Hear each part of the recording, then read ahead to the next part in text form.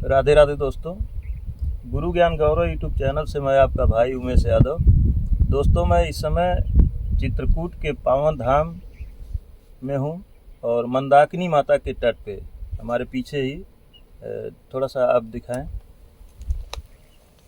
पीछे ही हमारे माता मंदाकिनी बह रही हैं। बाहर से निकल के चले गए तब अच्छा। और आज हम प्रभु श्री रामदास जी के चरणों में हैं। महाराज जी को दंड हो सादर प्रणाम। हो गया। और दोस्तों, आप लोग महाराज जी से भली भांति परिचित हैं, बहुत अच्छे से जानते हैं। महाराज जी वेद वेदांत के ज्ञाता हैं। महाराज जी से आज हम आप लोगों के बहुत ही गूढ़ प्रश्नों के जवाब देने की कोशिश करेंगे, तो सारे प्रश्नों के उत्तर देंगे भी। तो महाराज जी, अब हम शुरू करते हैं।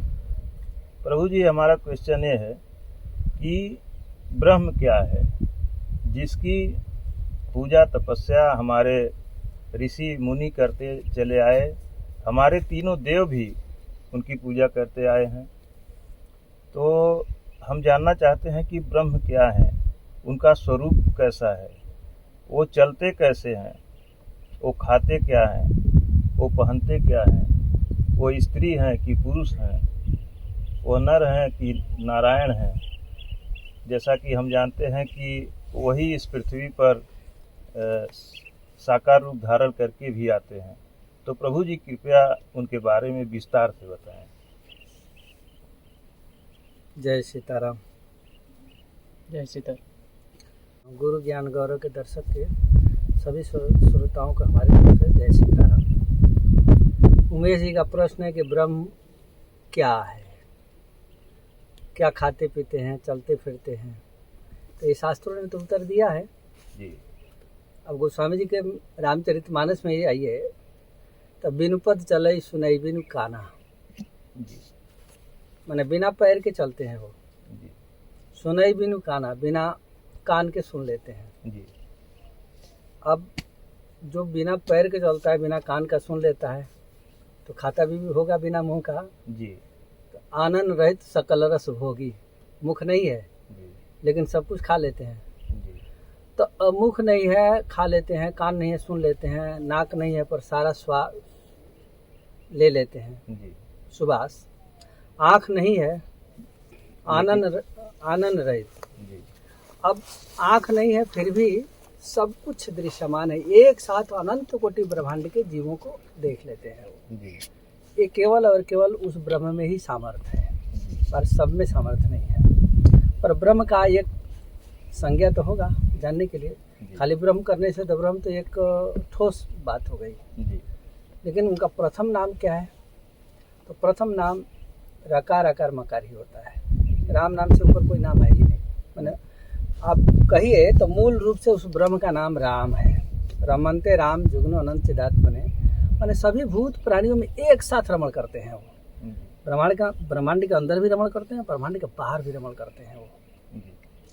तो सभी भूत रमु क्रीड़ा है, तो रमु क्रीड़ा के चलते वो समस्त भूत प्राणियों में रमण करते हैं। पर अब जिसके रोम रोम प्रति लागे कोटि कोटि ब्रह्मांड, अब कैसा है ये तो बहुत बड़ा गूढ़ बात हो जाएगी। जी। नहीं हो जाएगी? बिल्कुल हो जाएगी। तो जब अनंत कोटि ब्रह्मांड हो तो अनंत कोटि ब्रह्मांड उनका स्वरूप हो जाएगा। जी। तो निर्गुण वाले तो निर्गुण जो दिखेगा वही सब रूपे हो गया उनका। जी। नहीं हो गया? तो जब जो भी हम देख रहे हैं तो सारा भगवान को उस ब्रह्म का स्वरूप हो गया निर्गुण मत के अनुसार। और सगुण मत ये कहता है कि परमात्मा जो जैसा है वो भक्ति में विवश होकर गोद में बैठ जाता है। माने विराट रूप में, महाविराट रूप में ब्रह्म जितना है उतना आपके भक्ति का अधीन आके सो कौशल्या के गोद। इतना बड़ा ब्रह्मांड का नायक, इतना बड़ा छोटा, यही भक्त की महिमा है कि उस विराट को, असीम को, जो जिसकी सीमा नहीं है, ससीम कर देता है भक्ति के बस। हाँ, विराट प्रभु को सीमा में बांधकर अपने गोद में ले लेता है। जी। उपनिषद ये कहता है कि ईशावा सर्वम इदम, इसका वास हर कण कण में है। तो है हर कण कण में, तो क्या यहाँ है क्या? तो उसके आगे कहते कि ईश आवास सर्वम इदम, यहाँ भी है। लेकिन ब्रह्म हर जगह है, आप हम अनुभव नहीं कर पा रहे हैं। वो तो है, वो तो विराजमान है। अग जग में सहित रहित अग जग में सब रहित विरागी, प्रभु प्रगटई जग जिमी आगी। जैसे आग माचिस में तो है, थोड़ा घर्षण मारने की जरूरत है, प्रकट हो जाएगा।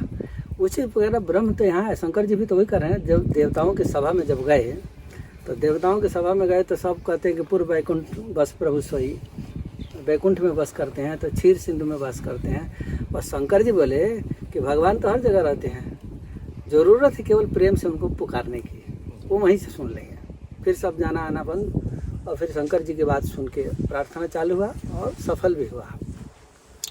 तो इस आवाज सर्वम इदम, इस सब जगह है और यहाँ भी है। तो अब इस हर जगह है, तो किस स्वरूप से? अब आप रूप की बात पूछे कैसा है जी। जैसे कोई भी प्रजाति ले लीजिए, मनुष्य की प्रजाति हो, चाहे औरत की प्रजाति हो, चाहे गाय की प्रजाति हो, भैंस हो, जानवर हो, जीव कीट पतंग, जितने प्रकार के जीव हैं, तो जिस प्रजाति का जो होगा उसी प्रजाति का लड़का होगा उसका जी, होगा ना। अब गाय का बछड़ा भैंस तो होगा नहीं जी। अब भैंस का बछड़ा गाय का बछड़ा नहीं होगा, हाथी का बछड़ा घोड़ा नहीं होगा, घोड़ा का हाथी नहीं होगा। इसका मतलब क्या? पैतृक गुण के चलते जो जिस प्रजाति का वही होगा, आगे कुछ भी नहीं होगा जी। उस ब्रह्म का मूल स्वरूप दो भुज है, वो चार भुजा वाले नहीं है। चार भुजा वाले जो स्वरूप देख रहे हैं वो पद विशेष है। बर्तन हो है राज मद विधि हरिहर पद पाई, माने ब्रह्मा विष्णु महेश का पद है। ये भगवान ईश्वर कोटि हैं, यहाँ के ब्रह्मांड के ईश्वर हैं, लेकिन ब्रह्म नहीं है। परात्पर माने ऊपर दर्जे की बात नहीं आएंगे। अब विष्णु महाविष्णु की भी बात करेंगे तो महाविष्णु इस ब्रह्मांड के पूर्ण ब्रह्म है, पर अनंत कोटि ब्रह्मांड के ब्रह्म नहीं है वो जी।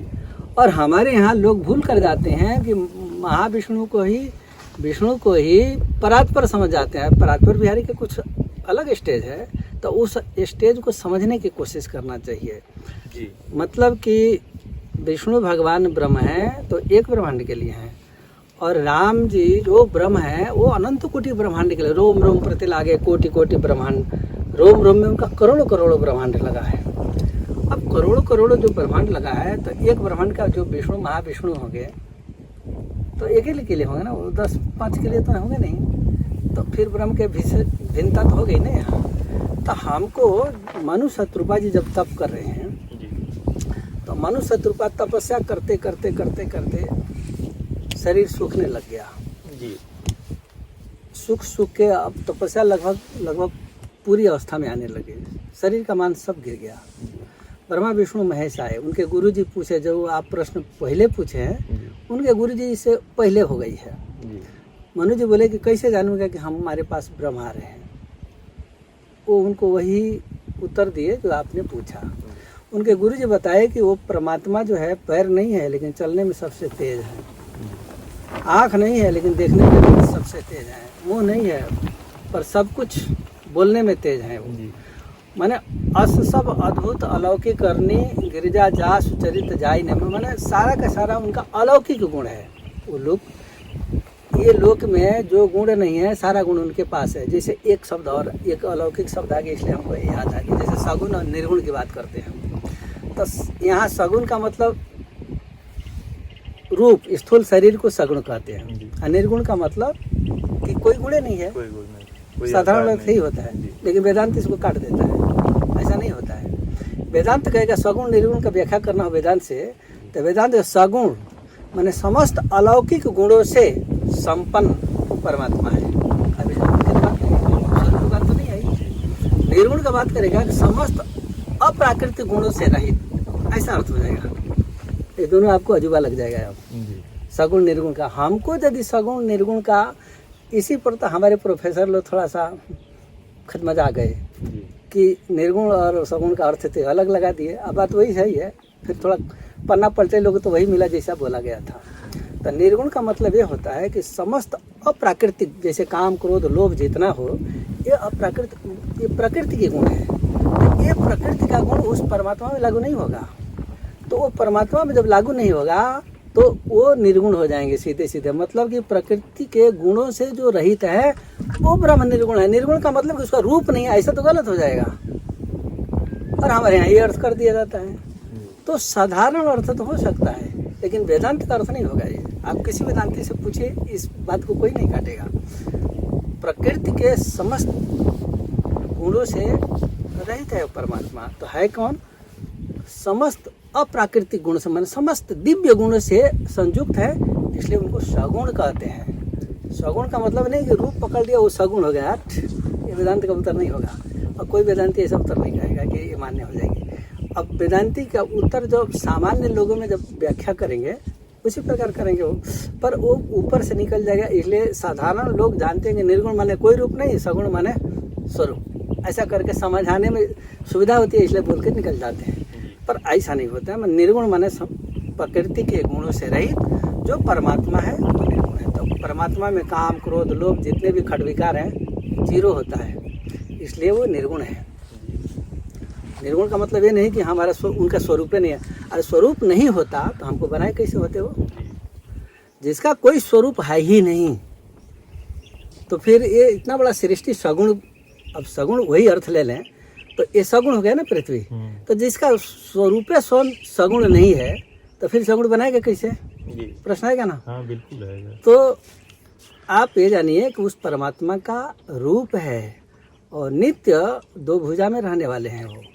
और उन्हीं अपने ही द्वारा अपने संतान को जब बनाते हैं तो हमको भी दो भुज ही बना कर रखती है वो। और हमारे ऊपर जो पद विशेष वाले बनाए गए, जैसे शंकर जी के 5 मुंडी 15 हाथ, ब्रह्मा जी के 4 मुंडी 8 हाथ, विष्णु भगवान का 4 हाथ, ये पद विशेष है। तो विष्णु भगवान एक लोकपाल हैं, लोक के पालक हैं। उनके ऊपर विश्व भरण पोषण कर जो ही, अब विश्व का भरण पोषण करने का अधिकार है उनके पास। तो लोकपाल हो गए। तो लोकपाल हो गए तो लोकपाल ब्रह्म तो नहीं हो सकते, हमारे समझ से तो नहीं हो गए। एक ब्रह्मांड के लोकपाल हैं भरण। जैसे हमारी मिनिस्ट्री है तो कोई गृह मंत्रालय संभाल रहा है, कोई शिक्षा मंत्रालय, कोई रेल मंत्रालय, कोई भूतल मंत्रालय, सब है ना वो। तो वो एक मंत्रालय है। उसी प्रकार ये मंत्रालय के मंत्री हैं। अब कैबिनेट स्तर का मंत्री होता है और कोई राज्य मंत्री होता है। तो कैबिनेट स्तर के मंत्री ब्रह्मा विष्णु महेश हो गए, बाकी सब राज्य स्तर के हो गए। तो ये समझना बड़ा जरूरी हो जाता है। कभी कभी न समझें तो वो अर्थ इधर का उधर, उधर का इधर हो जाएगा। तो उस परमात्मा का निज रूप से दो भुजा है। परात्पर बिहारी, हम सबकी बात नहीं कर रहा हूँ, परात्पर बिहारी जो जिनके ऊपर कोई है नहीं, सबकर परम प्रकाशक जोई, राम अनादि अवधपति सोई, सबको प्रकाश देते हैं। और भगवान प्रभु श्री राम जो परात्पर बिहारी हैं, उनके शरीर से अनंत शक्तियाँ नित्य स्वतः निकलती रहती हैं। एक बार निकल गई फिर लौटाते नहीं है वो, केवल निकाल देते हैं। और ब्रह्मांड में लीला रच के उनका समय होता है, यहाँ तक सीमा तक जा जाके इनका पावर सीज हो जाएगा, खत्म कर देते हैं वो। लौटाने की जरूरत नहीं है, वहीं पूरा काम करके वहीं समाप्त। तो राम जी के शरीर से शक्तियाँ निकलती रहती है, निरंतर निकलती रहती हैं। अब आप कहेंगे कि इस ब्रह्मांड का फिर संरचना कैसे हो गया, वो भी सुनिए। राकार अब राम नाम से सिद्ध करूंगा। अब चूंकि हम ये सिद्ध कर दिया हूँ कि राम जी ही सर्वोपरि हैं, तो जब राम प्रभु जी, यह क्वेश्चन जो मैंने किया है कि ब्रह्म क्या है, तो इसलिए किया हूँ, जैसे मैंने कहा कि ब्रह्म क्या है, उनका स्वरूप क्या है, वो दिखते कैसे हैं, तो इसलिए किया हूँ कि जैसे ब्रह्मा विष्णु महेश का स्वरूप सभी लोग देखते हैं, जानते हैं, चाहे फोटो में देखते हो, चाहे बताने पे देखते हो। जैसे हमारे ऋषि महर्षि या हमारे जो विद्वान हैं बताते हैं कि हमारे प्रभु जी जो हैं शंकर जी 2 भुजाएं हैं, उनके गले में सर्पमाला है, गंगा जी विराजमान है, चंद्रमा विराजमान है। तो एक स्वरूप दिखाई देता है, एक प्रतिमा बन जाती है हृदय में, आंखों में दिखाई देने लगती है। लेकिन जिनकी पूजा वो लोग करते हैं, जिनकी साधना वो लोग करते हैं, कहा जाता है कि ब्रह्म की साधना वो तीनों लोग करते हैं। तुम पुनि राम राम दिन राति सादर जपो अनंगा राति। पार्वती जी पूछ तो रही हैं कि रातों दिन आप राम नाम जपते हैं, सोई राम की अपर को कथा पूछ रही हैं। कि आप रातों दिन जो राम नाम जप रहे हैं, जी सोई प्रातपर बिहारी हैं कि कोई दूसरा है? जी। ऐसा तो स्वयं पार्वती। हाँ, आगे प्रश्न करिए। तो वही इसी पर मैंने कहा है कि आखिर उनका स्वरूप जो पार ब्रह्म परमेश्वर है, उनका स्वरूप इसीलिए मैंने जानने की ठीक है, बढ़िया बात की है ना? इच्छा जाहिर की हाँ। है, और बहुत से लोगों को यह इच्छा होती होगी अब कि वो सुनिए। कैसे है। ठीक है, सुनिए। अब शास्त्रों में ब्रह्म का 2 रूप बताया है। जी अब आप कहेंगे कि हम तो एक ही जानते थे, जी एक कहेंगे ना, जी पर शास्त्रों में 2 रूप बताया गया है। अब 2 का परिभाषा है, मूलतः एक ही है, पर वो 2 कैसे हैं और किस रूप में काम करते हैं, इस पर व्याख्या सुनिए। एक ब्रह्म अव्यक्त होते हैं और एक ब्रह्म व्यक्त होते हैं। जी अव्यक्त का मतलब उनको कोई नहीं देख सकता है, जी सारा काम वही करेंगे। अव्यक्त को अव्यक्त ही व्यक्त ब्रह्म की उत्पत्ति करते हैं। जी। तो अनंत भ्रिकुटी विलास जासु जग होई, राम बाम दिशि सीता सोई। मैंने भ्रिकुटी विलास से केवल आँख में कंपन होगी और ब्रह्मांड की संरचना फटाफट श्री सीता जी 2-4 नहीं रचती हैं, हजारों रच के रख देती हैं। वो एक साथ में 1-2-4 सेकंड में हजारों ब्रह्मांड के रच देती हैं वो। तो ये अव्यक्त ब्रह्म का काम है, जो आप हम नहीं जानते हैं। जा ही न जानत वेद, उनको वेद भी नहीं जानता है। यदि मिथ्यम कह सके न कोई यही सही है, ऐसा वेद भी नहीं बोल पाएगा। तो अव्यक्त ब्रह्म व्यक्त ब्रह्म को उत्पन्न करते हैं। जब ब्रह्मांड हजारों जब रचना हो जाती है, तो श्री किशोरी जी निवेदन करते हैं कि प्रभु ब्रह्मांड की संरचना आपके आदेश पर हो चुका है। तो वो अव्यक्त ब्रह्म जो हैं अपने अंश से व्यक्त ब्रह्म की उत्पत्ति कर देते हैं। उन्हीं का नाम है महाविष्णु, जो क्षीर सागर में रहते हैं। ये व्यक्त ब्रह्म है और इस ब्रह्मांड के पूर्ण ब्रह्म है, वो कमजोर भी नहीं है वो।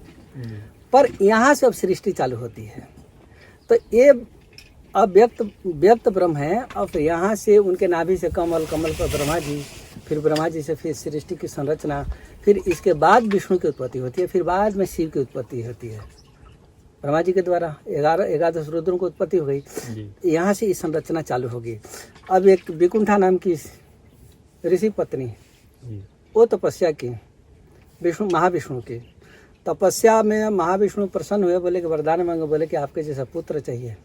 बोले मस्तु होगा। तो उनको एक पुत्र रत्न प्राप्त हुआ, जिनका आगे चलकर नाम विष्णु पड़ा। अब विष्णु पड़ा तो एक शादी कराना ही पड़ेगा। तो उनका शादी हुआ लक्ष्मी से। लक्ष्मी से शादी हुई तो लक्ष्मी जी बोली कि आपकी माँ तो जंगल में है, तो आप एक लोक बसाइए, ये कहानी आपको नया मिलेगी। तो वो बोले कि ठीक है, मैं एक लोक बसाता हूँ। तो एक लोक बसाए तो लक्ष्मी जी बोले कि इस लोक का नाम क्या होगा? बोले कि हमारी माँ का नाम विकुंठा है, इसलिए इस लोक का नाम बैकुंठ होगा। अब बताइए, जहाँ बैकुंठ की रचना इस तरह से हो रही है, तो फिर परात्पर बिहारी कहाँ हो जाएंगे? हो जाएंगे? कैसे हो जाएंगे? संभव नहीं है ना। तो विकुंठा उनकी माँ है, विकुंठा के नाम के ऊपर बैकुंठ बना हुआ है। अब विष्णु महालक्ष्मी और विष्णु का वहाँ मिलन होता है। अब इनके ऊपर इस बैकुंठ का भार दे दिया गया। अब थोड़ा एक और बात इसी में समझिए, फिर ब्रह्म की स्थिति और समझाने पर, क्योंकि जब तक भूमिका नहीं बनेगी तब तक समझ में नहीं आएगी। साकेत का जो भाग है 100%, उसमें से 75% में परात्पर बिहारी का धाम है जी। और उस परात्पर बिहारी का 25% में अनंत कोटि ब्रह्मांड है। थोड़ा खूब गौर से समझिएगा। 100% जितना भी ब्रह्मा है जगह, उसमें 75% साकेत बिहारी का अपना निज धाम है जी। उनके धाम में जितने भगत अमृत पद, हम मोक्ष की बात नहीं करेंगे, वो अमृत पद है। वो मोक्ष तो वैकुंठ में मिलता है, वो अमृत पद है। वो जो कहा जाता है कि अमर पद पावा, सो अमृतत्वम च गच्छति, सो अमृतत्वम च गच्छति। साफ बेद ने घोषणा किया है। अमृत का मतलब होगा कि वो पुनः नहीं आएगा यहाँ, वहाँ से न आना है वो। तो अमृत पद है वो। एक मोक्ष का भी पद है, वैकुंठ में जो जाते हैं वो मोक्ष हो जाते हैं। तो अब जब विष्णु भगवान का भी, जहाँ शंकर भगवान का भी सीमा है, ब्रह्मा जी का भी सीमा है, तो विष्णु भगवान की भी सीमा होगी। तो उनके सीमा तक ही वो मोक्ष होगा, उसके बाद फिर कट जाएगा वो जी। लेकिन साकेत का जो उस ब्रह्म का जो धाम है, तो एक बार वहाँ चला गया ना तो फिर वहाँ आना नहीं होता है। जैसे एक और उदाहरण से समझाता हूँ, फिर ब्रह्म पर आऊँगा। करदम जी और देवहूति की शादी हुआ, समझौता रहा कि एक लड़का हो जाएगा, हम चले जाएंगे तपस्या करने के लिए, ठीक है। तो करदम जी के 9 पुत्रियाँ हुई, वो जाने लगे। फिर देवहूति बोले कि आपका हमारा डील ये है कि एक लड़का हो जाएगा तो चले जाएंगे, ये तो लड़की है, तो लड़की तो अपने घर में चली जाएगी, फिर हमारे पास कौन बचेगा। फिर करदम जी रुक गए, फिर तपस्या किए वो भगवान महाविष्णु के। वो प्रसन्न हुए तो बोले कि आपके जैसा एक लड़का, हमको एक लड़का चाहिए। बोले ठीक, आपको एक लड़का हो जाएगा। तो उनके आशीर्वाद से एक लड़का हुआ, तो उनका नाम कपिल मुनि रखा गया। करदम और देवहूति के संयोग से कपिल मुनि का उत्पत्ति है। अब ये बताइए कि ये तो भगवान ही है, आदिदेव प्रभु दीन दयाला जठर धैर्य जय कपिल कृपाला, साफ साफ लिखा है। तो ये भगवान के हैं ना अवतार। अच्छा, जैसे कपिल जी का अवतार हुआ, अपना लंगोटी और कौंडल करदम जी उठा के भाग गए, लिखा है शास्त्र में, हम अपने मन से नहीं बोल रहा हूँ। अब एक प्रश्न यहाँ आ गया कि दशरथ जी के यहाँ राम जी आए, कभी भी भागे नहीं, वो जान छोड़ दिए, वो चले गए तो जाने हटा दिए।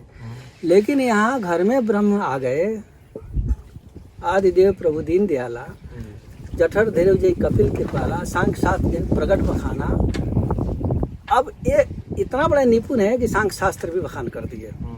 और इतने बड़े ब्रह्म का भगवान का अवतार होने के बाद कपिल मुनि को लाड़ प्यार करना चाहिए ना जी, खिलाना चाहिए। हाँ, बिल्कुल। और जिसको प्राप्त, भगवान हमारे घर आए हैं, घर आ गए हैं, तो जिसको प्राप्ति करने के लिए हम जंगल में जाते हैं, वो हमारे घर में आ गया, आंगन में खेल रहा है, और फिर ये लंगोटी हुआ और काउंटर उठा के जंगल में भाग रहे हैं, फिर ये कौन सा भगवान है। आप थोड़ा विचार करें, आएगा ना विचारणीय योग हो जाए। बिल्कुल प्रश्न है। पर हमारे यहाँ लोग विचार नहीं करते हैं, भाव में बह जाते हैं। अब भाव में बहने का मतलब कि शास्त्र तो झूठा नहीं होगा, शास्त्र तो जहाँ रहता है वहीं रहेगा।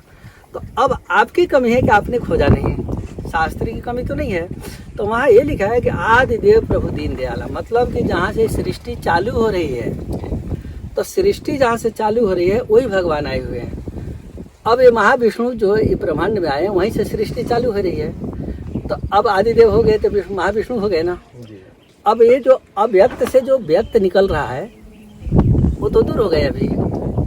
अब करदम जी ये सोच रहे हैं कि आदिदेव ये तो ब्रह्मांड के नायक हैं, जय जय सुर नायक जन सुखदायक प्रणत पाल भगवंता गोदी हितकारी जय सुर। अब आ गया ना ये, तो इस ब्रह्मांड के नायक है, ये ब्रह्मांड के ब्रह्म नहीं है। बहन जी थोड़ा शांत रहिएगा, आप लोग धीरे धीरे। हाँ, अपना धीरे धीरे। तो ब्रह्मांड के नायक हो जाए, जय जय सूर्य नायक कहा गया ना ये जी। और उनका क्या है, जय जय अविनाशी सबकटवासी व्यापक परम मुकुंद। ठीक है, दोनों में अंतर हो जाती है, छंद में अंतर हो जाती है। तो अब ये अंतर को हम आप ना समझे तो हमारी दोष होगी। आप खोज नहीं कर रहे हैं, तो खोज नहीं कर रहे हैं तब तक जब तक जिन खोजा तिन पाइया गहरे पानी पैठ। तो हम जब खोजेंगे नहीं तो मिलेगा कैसे, और जब खोजेंगे नहीं मिलेगा नहीं तो हम वैसे ही अंधियारी की गली में भटकते रहेंगे। तो करदम जी महाराज देख रहे हैं कि आदिदेव प्रभु दीन दयाला जठर धैर्य जय कपिल के पाला, आदिदेव प्रभु जहाँ से ये ब्रह्मांड की स्थिति चालू होती है वो भगवान आए हैं, परात्पर बिहारी नहीं आए हैं। और करदम जी जो भागे लंगोटी लेके कौंडल लेके, तो वो परात्पर बिहारी के लिए गए, इनके लिए नहीं गए। वो अच्छा अमर पद वो देने वाले हैं जो अव्यक्त हैं। देख लिया उत्तर, ऐसा हो गए। तो करदम जी को मालूम, हम कई बार कभी कभी कहीं गोष्ठी में प्रश्न किया हूँ और वहाँ जीरो हो गए हैं लोग, क्योंकि उनकी थिंक जो है ना, सोचना जो है ना, ब्रह्मांड महाविष्णु माने क्षीर साई बिहारी तक ही है। तो जब आपकी क्षीर साई बिहारी से ऊपर दर्जे की सोच नहीं रखेंगे तब तक उत्तर मिलेगा भी नहीं। जिस प्रभु के रोम रोम प्रति लागे कोटि कोटि ब्रह्मांड, करोड़ों करोड़ों ब्रह्मांड उनके रोम रोम में लगा है। हर ब्रह्मांड में एक ब्रह्मा एक विष्णु महेश लगे हुए हैं। तो ब्रह्मा विष्णु महेश से जब तक आगे नहीं निकलिएगा तब तक उत्तर कहाँ मिलेगा वो। तो वो ब्रह्म जो है ब्रह्मांड के अंदर भी है और ब्रह्मांड के बाहर भी है। तो वो सारा संचालन बाहर से करते हैं, अंतर से नहीं करते हैं। तो वो साकेत का जो भूमि है, जो क्षेत्रफल है, उसमें 75% उनका निज का धाम है, 25% में अनंत कोटि ब्रह्मांड है। खूब गौर कर, अनंत कोटि ब्रह्मांड भी जो है वो 25% में। अब एक ब्रह्मांड के जितना क्षेत्रफल मिला है, अब इसकी भी व्याख्या सुन के हैरान हो जाइएगा। हम ही सहित मशक पर्यंता उड़ई नभ नहीं पावही अंता, भूसुंडी जी कह रहे हैं गरुण जी से। प्रभु जी यही सवाल मेरे अंदर उठ रहा था तो अब कि सुनिए, मैं आपसे पूछूं कि ब्रह्मांड क्या है, उसकी सीमा क्या है? यही तो चल रही है इसे ना। ब्रह्मांड वो कहते आप जो प्रश्न के इसमें सारा लपेट के आएगा। जी ब्रह्म क्या है, तो ब्रह्म अर्थात ब्रह्म जिज्ञासा वाली बात जब आ जाएगी तो इस सारे प्रश्न, अब ये प्रश्न आधे घंटा 1 घंटा का नहीं होगा, जी ये प्रश्न बड़ी लंबा हो जाएगी। जी पर हम शॉर्टकट करेंगे तो आपके छोटे मोटे साधक होंगे, उनके ज़्यादा समझ में भी नहीं, क्योंकि जब तक विस्तार नहीं होगा जी तब तक समझ में भी नहीं आएगी।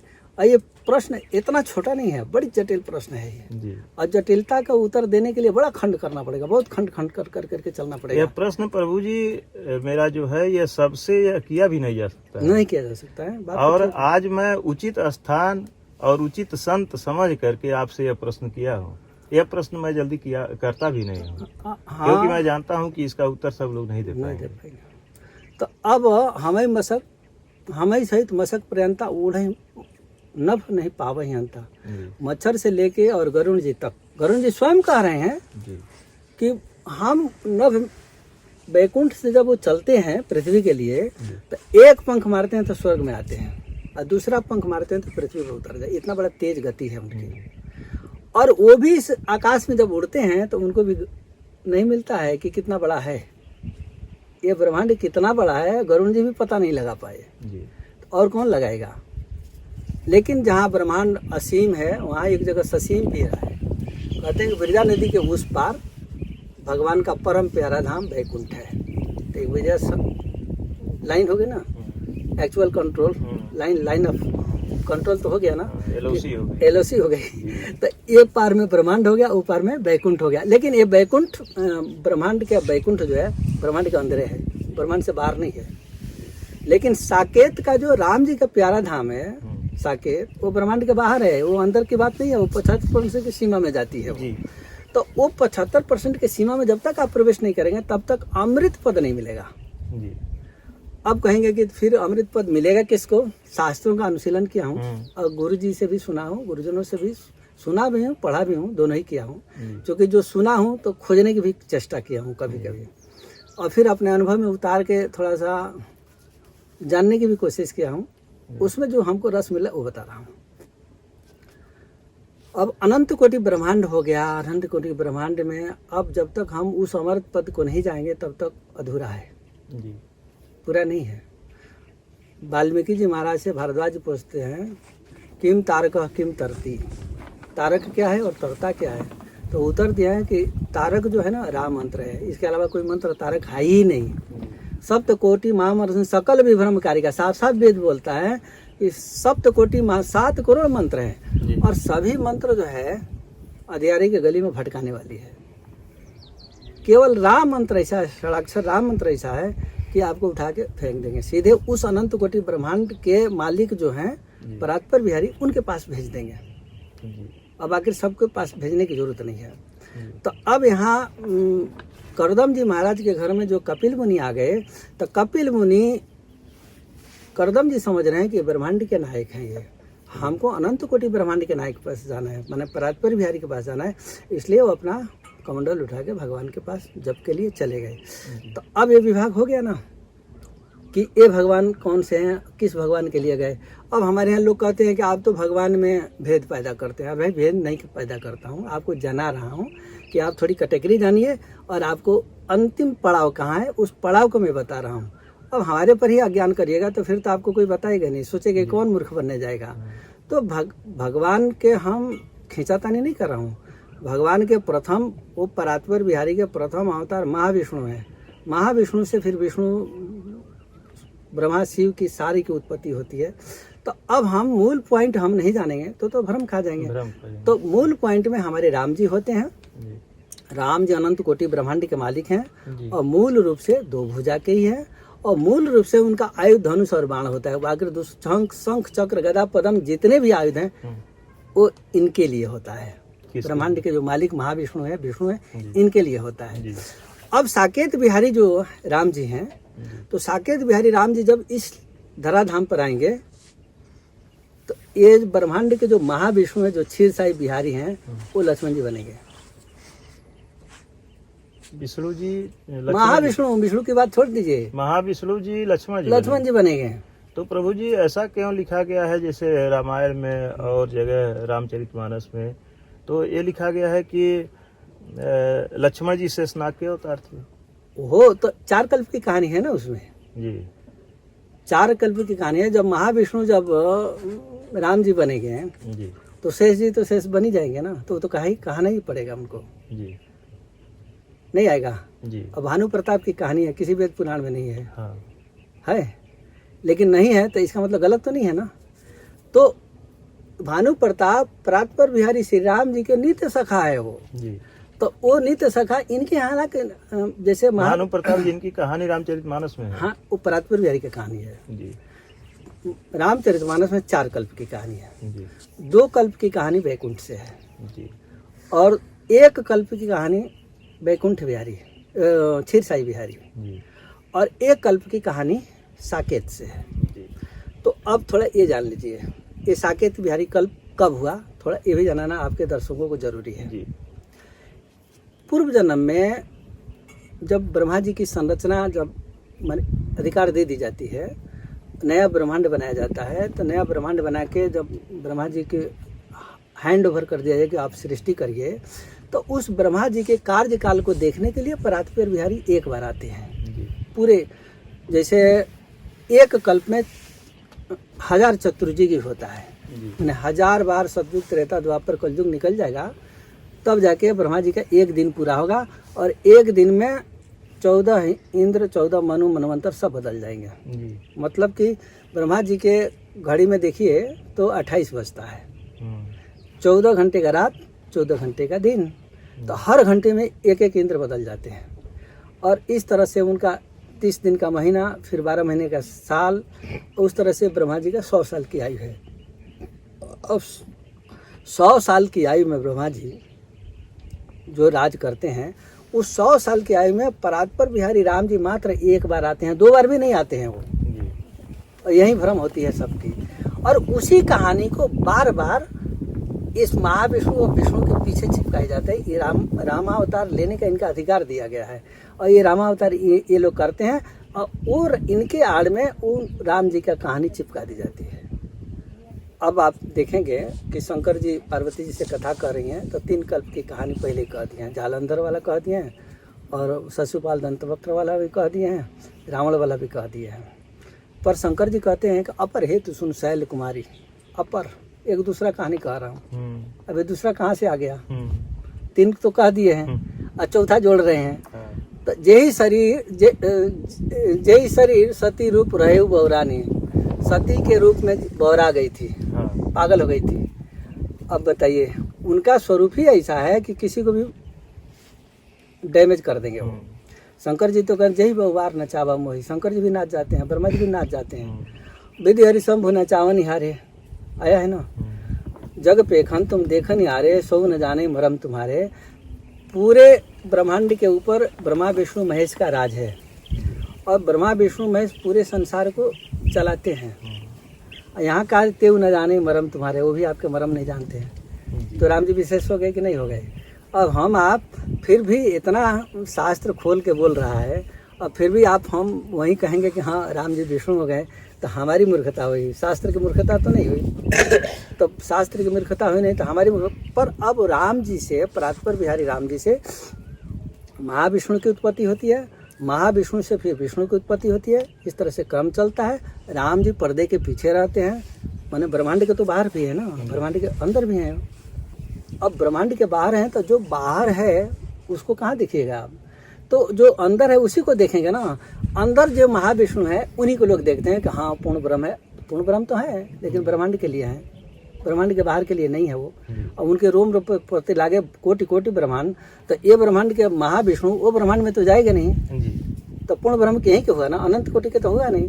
तो ये ब्रह्मांड के पूर्ण ब्रह्म है, तो पूर्ण ब्रह्म राम जी नहीं है, वो तो परात्पर बिहारी हैं। थोड़ा और दर्जा ऊपर करिए, जैसे हाई स्कूल हो गया, कॉलेज हो गया, तो कॉलेज हाई स्कूल हो गया तो वो तो यूनिवर्सिटी हेड ऑफ डिपार्टमेंट हो जाते हैं ना। तो उस तरह से राम जी का थोड़ा सा मामला अलग हो जाती है।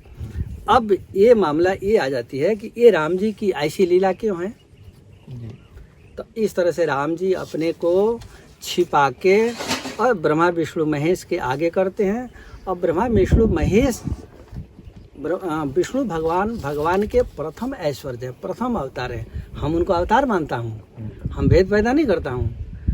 और उनसे फिर विष्णु भगवान का द्वितीय अवतार होता है और बाकी के 24 अवतार होता है, उसके बाद क्रम में आता है। तो हमारे जो अवतारवाद का क्रम है, तो राम जी अवतार भी हैं और राम जी अवतारी भी हैं। माने राम जी अवतार तो बनते ही बनते हैं, अवतार सारे वहीं से निकलते हैं।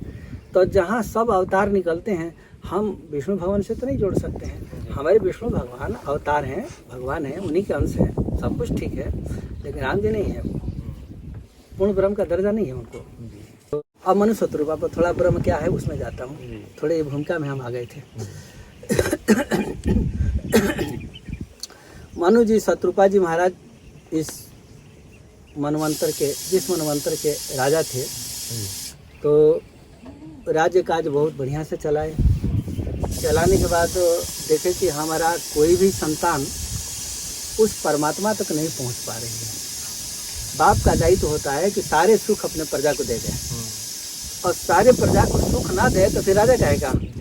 तो मनु जी सोचे कि इतना बड़ा बेड़ा मुझे ही उठाना पड़ेगा, दूसरे में सामर्थ्य है नहीं उस परात्पर बिहारी परमात्मा को उतारने के लिए, तो मैं ही कुछ करता हूँ। फिर अपने गुरु जी से जजन करके और फिर मेरे साथ पहुँच गए तपस्या करने के लिए। अब लोग, कई लोग इतना कहते हैं कि क्या महाभारत में भगवान की प्राप्ति की जा सकती है। अब ये कहानी क्या सिद्ध करती है कि यदि मनु शत्रुपा भी घर में तपस्या करके प्राप्त कर सकते थे, वो तो राजा है, और राजा है तो उनमें तो किसी प्रकार का कोई डिफिकल्टी तो है नहीं। तो जब नहीं प्राप्त कर सकते हैं तो उनको भी जाके जंगल में वास लेना पड़ा, तब जाके भगवान मिले, वो नहीं मिले।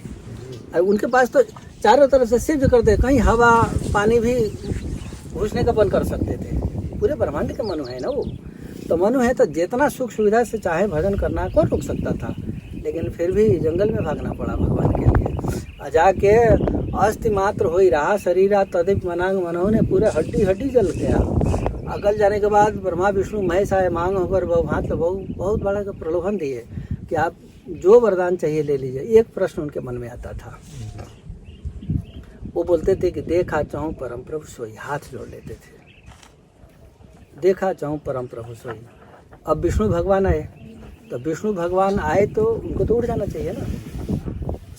ब्रह्मा जी आए फिर भी उठ जाना चाहिए, शंकर जी उठ जाए नहीं उठ जाना, माने ब्रह्मा जी शंकर जी पर नहीं उठे कोई बात नहीं, पर विष्णु भगवान पर तो उठ ही जाना चाहिए। तो विष्णु भगवान आए तो उनसे हाथ जोड़ के बोले कि देखा चाहूँ परम प्रभु सोई। आप परम प्रभु हैं? बोले कि नहीं मैं नहीं, साफ साफ उत्तर दे दिए वो। तो ये बोले कि देखा चाहूँ परम प्रभु सोई, मैं उस परम प्रभु को देखना चाहता हूँ। बोले कि आगे बढ़ जाओ, वो बहुत बड़ी विषय है। विष्णु भगवान मनु जी के तपस्या के सामने खड़े हैं और बोलते हैं कि आपसे वरदान मांग लिया। ये बोलते हैं कि देखा चाहूँ परम प्रभु सोई, तो कह सकते हैं ना कि हम परम प्रभु हूँ, लेकिन वो नहीं कर रहे हैं, जानते हैं कि मैं नहीं हूँ। तब बोले कि आगे बढ़ जाओ। तब फिर दास वहाँ भी यही सिद्ध होता है कि राम जी बड़े हैं, यही तो मैं सिद्ध कर रहा हूँ।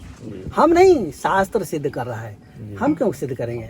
हम शास्त्र के विरुद्ध थोड़ी बोलेंगे, हमारा क्या हैसियत कि हम शास्त्र के विरुद्ध जाके अब विष्णु भगवान मैं वही कह रहा हूँ कि वहाँ भी यही सिद्ध हो रहा है, वहाँ भी यही सिद्ध हो रहा है। अब जो कहते हैं कि देखा चाहूँ परम प्रभु सोई, तो विष्णु भगवान को बोल देना चाहिए कि मैं परम प्रभु हूँ, झगड़ा ही खत्म हो जाती, वहीं यहाँ खोल देते, तपस्या वहीं रुक जाती। लेकिन देवता कभी झूठ नहीं बोलते हैं, देवता ही झूठ बोलने लग जाएगा तो फिर सृष्टि चलेगी कैसे? तो वो स्वीकार करते हैं विष्णु भगवान के, भाई आप परम प्रभु को देखना चाहते हो तो आगे बढ़ो। आगे बढ़ गए तो विरोध नहीं किए, वो त्रिदेव विरोध नहीं किए, वो जानते हैं कि मैं परम प्रभु नहीं हूँ। अब परम प्रभु नहीं हूँ तो ये परम प्रभु को जानना चाहता है, तो परम प्रभु के जानने वाले को विरोध कौन करेगा? आगे बढ़े तो अब हड्डी हड्डी बच गया है, और भगवान देखे कि दास अनन्य गति जानी, हमारा छोड़ के दूसरा का है नहीं, तब मांग मांग मर बर भे न भवानी, आकाशवाणी होगी कि मांग लो।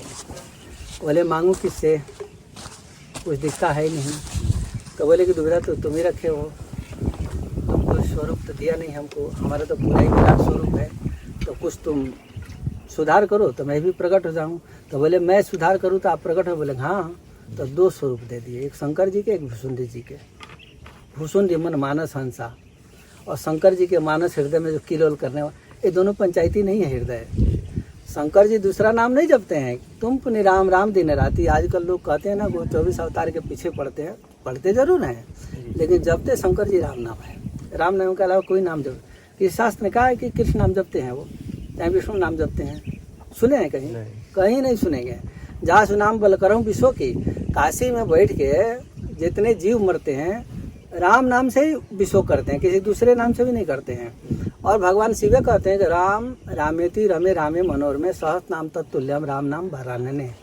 मतलब ये हुआ कि विष्णु सहस्त्र नाम जो है वो एक बार पाठ करिए और केवल एक बार राम नाम बोलिए बराबर हो जाएगा जी। तो अब फिर कोई विशेषता होगी ना राम नाम की? नहीं हो गई।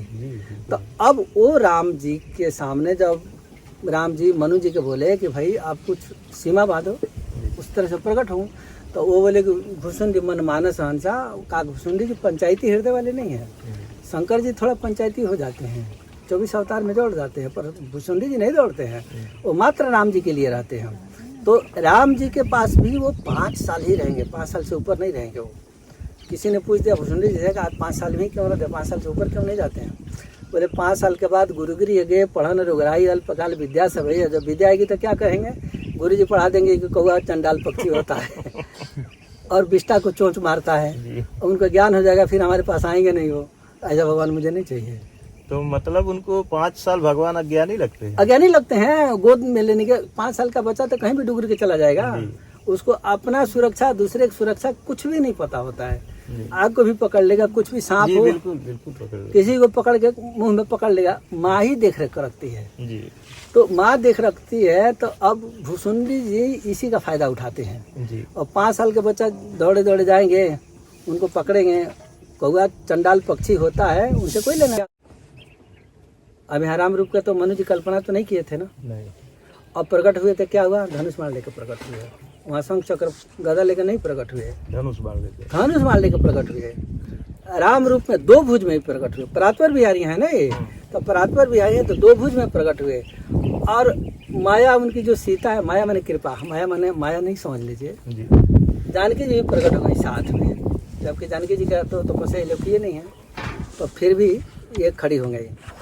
अब मनु जी महाराज देख देख के मुँह से बात ही नहीं आता है जी। फिर भी उठ के दंडवत प्रणाम किए, बोले कि वरदान मांग लो। महादानी हनुमान एक शब्द आया है, महादानी। राम जी बोले कि हमको महादानी समझ के मांग लो। बोले कि महाराज मांगना तो मैं चाहता हूँ, सुगम नहीं कछु अदेय गोसाई, आपके लिए अदेय तो कुछ भी नहीं है, पर हमारे लिए मांगने में थोड़ा सा कंफ्यूज हो रही है। काहे आते इतना बड़ा मांग लूँ कहीं ना आप दे दे तो बोले कि हमारे अदेय कछु नहीं, हमको अदेय नहीं है, किसी को भी कुछ भी दे सकता हूँ, हमारे लिए कुछ भी असंभव नहीं है।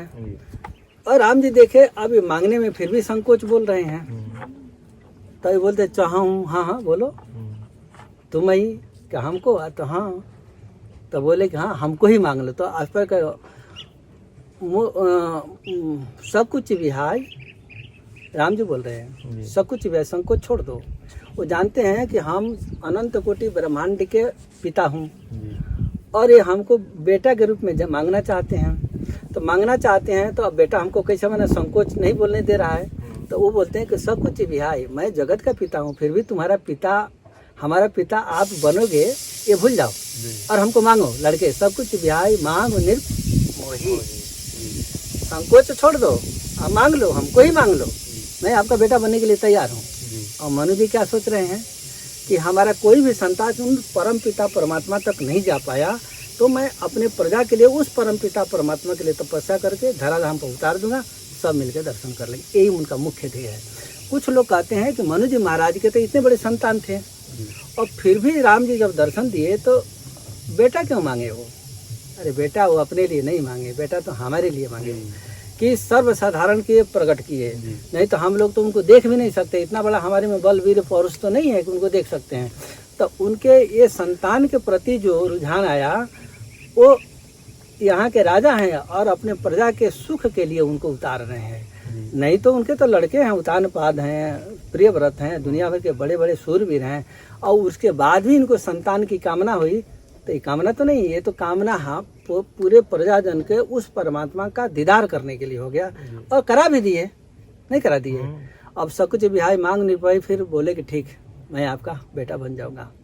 और कहते हैं कि 100 अवतारी है मोर, ये माया, ये हमारी माया भी अवतार लेके जाओ। तो बोनस पॉइंट हुआ ना। तपस्या तो करते हैं राम जी का, और सीता जी बोनस में मिल रही है। बोनस कहेंगे ना, एक्स्ट्रा। तो अब इस तरह से बोनस में काहे सीता जी की आ गई, लक्ष्मण जी आ गए, नहीं अनशन सहित भरत मनुज तन धरी हूँ जी, अनशन के सहित। अब ये सोच रहे हैं कि मांगे तो हमारी सामान, और हम बोल दे कि हम अपने सामान कहाँ खोजना चाहूँ, मैं ही आपका लड़का बन जाऊंगा। निज सामान कहाँ खोजूँ जाए, निरपता तो नहीं हो मैं आई, अपने सामान कहाँ खोजूंगा, मैं ही लड़का बनूंगा।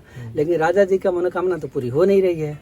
वो बोले कि हमारे सामान, तो बोले ठीक है, राम भरत ही राम है की अनुहारी, राम जी और भरत जी दोनों एक ही जैसा है, स्वरूप थोड़ा सा तदपि अधिक सुखागर सागर रामा। तो अब वो परात्पर बिहारी राम जी जब आएंगे तो क्षीर साई बिहारी लक्ष्मण जी बन जाएंगे, और वैकुंठ बिहारी जो हैं विष्णु वो भरत जी बनेंगे। और भूमा नारायण जो हैं, भूमा नारायण शत्रुघ्न जी बनेंगे। और भूमा नारायण के अवतार श्री कृष्ण भगवान है। अब मिलाइए खूब बढ़िया से, जब ब्राह्मण का लड़का मर गया और कृष्ण और अर्जुन जाके वहाँ मिलने गए, तो भूमा नारायण के पास ही गए, भागवत में पढ़िएगा। और तब वो कहे कि तुम्हारा कार्यकाल पूरा होगा, चले आओ। अब ये कृष्ण भगवान को राम जी से लोग कहते हैं कि राम जी 12 कला के हैं और कृष्ण भगवान 16 कला के हैं। अब स्पष्ट हो गया ना कौन कला में बड़ा है। राम जी तो कला तो देने वाले हैं, वो समस्त कलाओं को देते हैं राम जी, लेते होते नहीं हैं किसी को, वो कला के अंदर नहीं आते हैं, वो कलातीत हैं। अब लोग भ्रमवश आदित्य कुल में उत्पन्न हुए इसलिए 12 कला, सूर्य है ना वो, तो सूर्य 12 कला का, 12 कला क्या होता है अभी थोड़ा समझिए। 12 प्रकार के सूर्य हैं वो। जब सृष्टि के कभी डैमेज करना होता है भगवान को, तो 10 दिशा होता है, तो 10 दिशा से सूर्य भगवान को उदय कर देते हैं वो, और 2 हेडलाइट बन के चले आते हैं। महासमुद्र जो देखते हैं ना काढ़ा जैसा खोल जाता है उन 12 की ताप से, सारा सृष्टि राख हो जाती है, भ्रम भस्म हो जाती है। एक प्रकार के तो ये होती है संरचना। एक बार पृथ्वी में इतना पानी भर देते हैं सारा डूब के मर जाते हैं। तो कभी उष्ण से और कभी पानी से, ये व्यवस्था है। कभी कभी शंकर भगवान अपना त्रिनेत्र खोल देते हैं, सारा भस्म कर डालते हैं। तो एक ही प्रकार से पृथ्वी का पालन पोषण हो अथवा संहार हो कहा नहीं जा सकता है, विविध प्रकार से पालन पोषण होता है। अब वो राम जी परात्पर बिहारी हैं, तो ब्रह्मा जी के जीवन काल में एक बार आते हैं, और वो काल होता है बीमारचन कल्प। ये राम जी जो साकेत बिहारी आए हैं वो बीमारचन कल्प की कहानी है। ये हमारा जो कल्प चल रहा है वो श्वेत वराह कल्प चल रहा है। अब बीमारचन कल्प कितना आया अब वो बता दें तो और ज़्यादा हैरान हो जाइएगा। ब्रह्मा जी के शुरुआत में आया है बीमारचन, मैंने मूर्ति बना के जब पूजा की है ब्रह्मा जी शुरू में, तो राम जी प्रसन्न हुए, प्रसन्न होकर फिर बोले ठीक है मैं आपके काल में आ जाऊंगा। तो वही राम जी आते हैं। उसी चरित्र को विष्णु जब राम जी बनते हैं तो उनके पीछे चिपका के गया जाता, तो मात्र ब्रह्मा जी के जीवन काल में एक आते हैं। वो बीमारचन कल्प की कहानी होती है। और बीमारचन कल्प में परात्पर बिहारी राम जी किसी ब्रह्मांड के अंदर आएंगे। और ब्रह्मांड की थोड़ी संरचना हल्का सा संक्षिप्त में सुनाता हूँ आपको। ये जो ब्रह्मांड दिख रहे हैं ना 160 किलोमीटर मोटा परत है। ये ऊपर जो हरा हरा परत दिख रहा है ना, ये ब्रह्मांड का परत है। तो 160 किलोमीटर यानी 40 योजन मोटा है वो। इसको तोड़ के ब्रह्मा विष्णु महेश भी बाहर नहीं जा सकते हैं, कोई नहीं जा सकता है। उमर का फल देखे ना, गुल्लर का फल, उसके अंदर कितने हजारों कीड़े होते हैं ना। तो उन कीड़े भीतर खाने पीने की सारी सुविधा होती है। उसी प्रकार वो फल के बराबर ये ब्रह्मांड है। हम लोग कीड़े के रूप में खुशी से रह रहे हैं। उमर तर विशाल तो माया, फल ब्रह्मांड जीव निकाया। जीव जो निकाय है वो उमर के फल के जैसा है, भीतर कीड़े के जैसा हम लोग पालित हो रहे हैं। और हम कब मिट जाएंगे हमको कोई चिंता नहीं है। जैसे वो फल गिरा और कोई भी पड़ेगा सारे कीड़े मर जाएंगे, उसी प्रकार काल का कर्म कब हम लोग के ऊपर आएगा, कब हम लोग मर जाए, हम लोग को कोई गिनती नहीं है। पर हम बिल्कुल निर्द्वंद बन के बैठे हैं, ये हमारी अज्ञानता है, अज्ञानता पूर्वक चल रहे हैं। तो इस परत को तोड़ने के लिए कोई संभव नहीं है। और इसको तोड़ के ब्रह्मा विष्णु महेश भी नहीं जा सकते। भगवान के जो भक्त परात्पर बिहारी के लिए जब साकेत के लिए अमृत पद जाएंगे, हाँ मोक्ष नहीं कहूँगा, मोक्ष तो बैकुंठ में मिलता है, बार बार सावधानी करूँगा आपको। अमृत पद के लिए जो जीव जाएगा तो वो उसके लिए वो दरवाज़ा खुलेगा थोड़ा सा, उनके पार्षद आएंगे, राम जी का अनंत कोटि ब्रह्मांड के जो पार्षद आएंगे उनके लिए खुलेगा वो, और वो आएंगे, प्रवेश करेंगे, जीव को लेंगे और चलेंगे।